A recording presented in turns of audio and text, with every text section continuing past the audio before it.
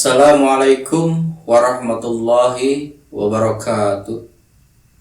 Baik, pada pertemuan kali ini kita akan membahas sebuah aliran atau faham yang berasal dari negeri Tiongkok, yaitu Taoisme.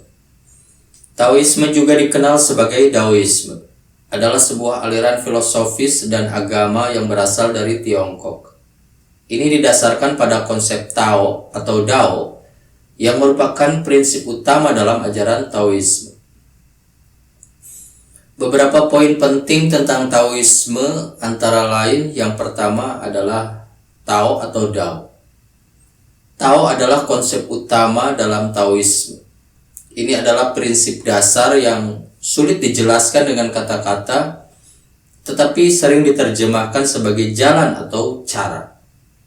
Tao mewakili kekuatan alam semesta yang meliputi segala sesuatu dan mengatur segalanya.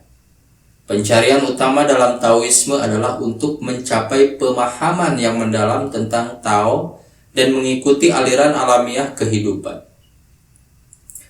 Lalu yang kedua, Yin dan Yang.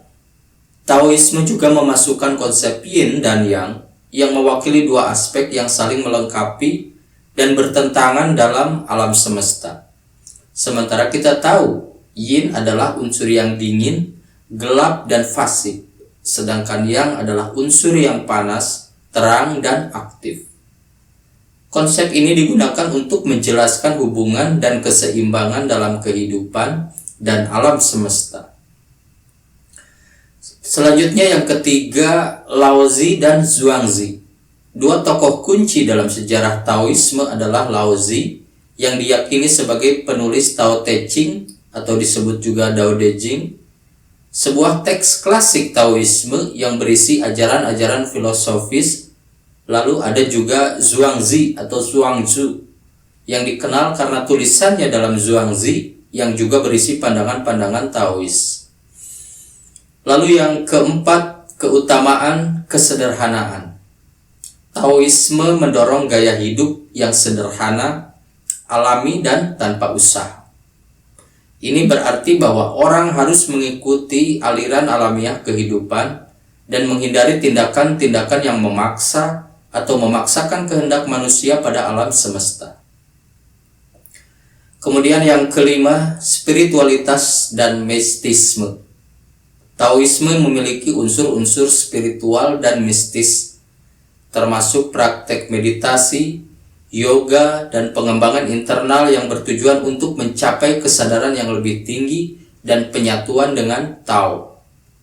Kemudian yang keenam, Taoisme agama dan filosofi. Ada dua bentuk utama Taoisme, Taoisme filosofis dan Taoisme agama.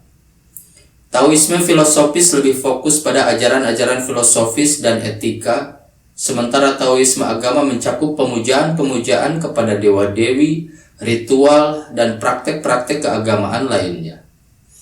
Selanjutnya yang ketujuh, pengaruh budaya. Taoisme memiliki pengaruh besar dalam budaya Tiongkok, termasuk seni, sastra, ilmu kedokteran, tradisional Tiongkok, dan praktek Feng Shui.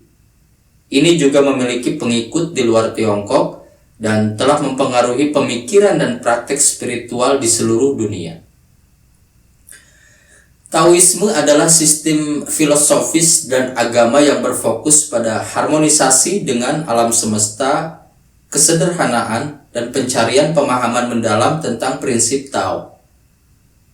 Ia telah menjadi bagian penting dari budaya Tiongkok dan memainkan peran penting dalam sejarah dan perkembangan pemikiran Tiongkok. Faham Taoisme itu sendiri muncul pada periode klasik Tiongkok yang terjadi pada abad keempat hingga ketiga sebelum Masehi. Pada periode ini, sejumlah pemikiran dan filosof Tiongkok terkemuka seperti Laozi dan Zhuangzi mengembangkan ajaran-ajaran yang menjadi dasar Taoisme.